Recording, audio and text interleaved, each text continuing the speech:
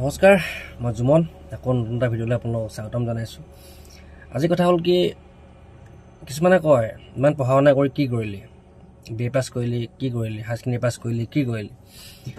মই কৈছোঁ শুনক, চাকৰিটো মেইন বস্তু নহয়। চাকৰি মোৰ কৰিবলৈ মন নাই, চাকৰি মোৰ কৰিবলৈ একেবাৰে ইচ্ছা নাই। সেইকাৰণে চাকৰি আজিলৈকে মই ক'তো নামভৰ্তি কৰা নাই, আজিলৈকে মই ক'তো একো কৰাও নাই, আৰু মই ক'তো আজিলৈকে এটা আপোনাৰ ফৰ্ম ফিল আপো কৰি পোৱা নাই চাকৰিৰ কাৰণে। বিশেষকৈ মোৰ মনটো নাই।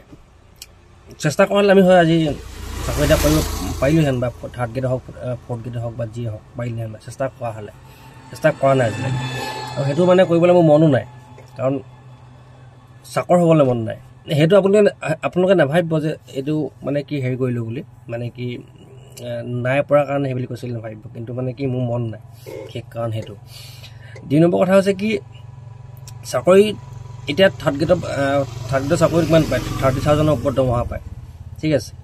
আমাৰ ফ'ৰ্থ গ্ৰেডতো প্ৰায় 25ৰ পৰা তলৰ ওপৰ হৈ থাকে, মানে ইমানেই পায় মোটামুটি অংকটো।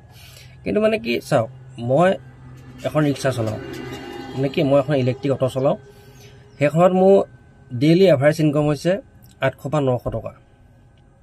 আপুনি কাউণ্টিং কৰি চাওক, 800 বা 900 টকা আপুনি মাহেকত যদি আপুনি ৰেগুলাৰ যদি আপুনি এখন চলায়, 1 মাহত আপোনাৰ ইনকাম কিমান হ'ল, 9×27,000 টকা হ'লনে।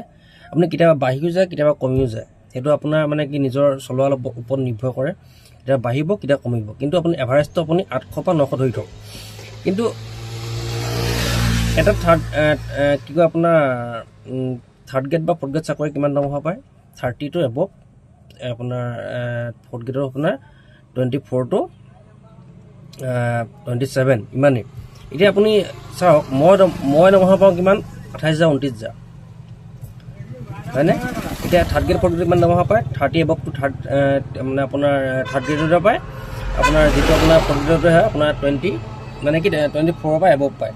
মেইন কথাটো হ'ল কি, এতিয়া লাভ কাৰ হৈ আছে, মই নিজৰ মতে খাই আছোঁ, মোক কাৰো কথা শুনিবও প্ৰয়োজন নাই, মোক নিজে যিখিনি পাওঁ কৰি আছোঁ, নিজে গাড়ী চলাওঁ, কেতিয়াবা মোলৈ শুই থাকোঁ, ক'বলগীয়া একো নাই। কিন্তু চৰকাৰ মতেতো আপুনি যাবই লাগিব, টাইমমতে পাবই, টাইমমতে আপুনি চাইন মাৰিবই, টাইমমতে আপুনি কামখিনি কৰিবই লাগিব। এতিয়া আপোনাৰ সেইটো মই ক'ব যোৱা নাই, আপুনি কিবা এটা পাইছে, আপুনি কিবা এটা কৰিবই লাগিব, কিন্তু মেইন বস্তুটো হৈছে কি, আপুনি টাইমটো কেতিয়াও হেৰি কৰিব নোৱাৰে। কিন্তু আমাৰ সেইটো নহয়, আমি নিজৰ ইচ্ছামতে কৰিব পাৰোঁ, নিজৰ ইচ্ছামতে আমি খাব পাৰোঁ, নিজৰ ইচ্ছামতে ক'ত যাব পাৰোঁ, কিন্তু চৰকাৰী চাকৰি এটাত আপুনি সেইটো কৰিব নোৱাৰে, হয়নে। হয় নহয় ক'ব, আপোনালোকে কমেণ্ট কৰি ক'ব, হয় নহয় ক'ব। কিন্তু মোৰ মতে,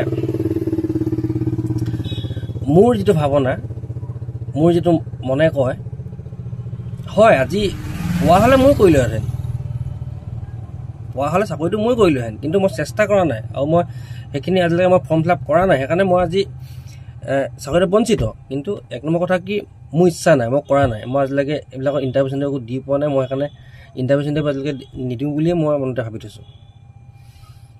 কিন্তু 1 নম্বৰ কথা, চবৰে ইচ্ছা আছে চাকৰি এটা পাবৰ কাৰণে।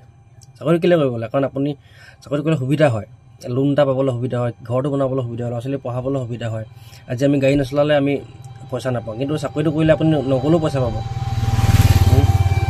আপুনি কিবা এটা আপুনি বেমাৰ হৈছে, নগ'লেও আপুনি পইচা পাব, কিন্তু চাকৰি সেইটো বস্তু আমাৰ হেৰিয়ত নহয়, তন্ত্ৰপন আমি চলাবই লাগিব, চলালে পইচা পাব, নচলালে পইচা নাপায়। সেইকাৰণে মোৰ মতে মানে মেইন বস্তুটো হৈছে কি, কৰ্ম কৰক, প্ৰতিটো বস্তুতে পইচা আছে, কৰ্ম কৰিবই লাগিব, কৰ্ম নকৰিলে আপুনি পইচা ক'তো নাপায়। তাকে ক'লোঁ, ধন্যবাদ।